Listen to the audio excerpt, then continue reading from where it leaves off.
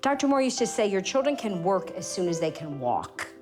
The problem is that we wait till our children are driving before we expect them to work. But a 2-year-old is the child who's the most motivated to work in your home, not a 16-year-old. And so you let your little 2-year-old vacuum the rug. I know it's gonna take 4 times longer, but if you pay now, you will reap the benefits later. Work is where character is born.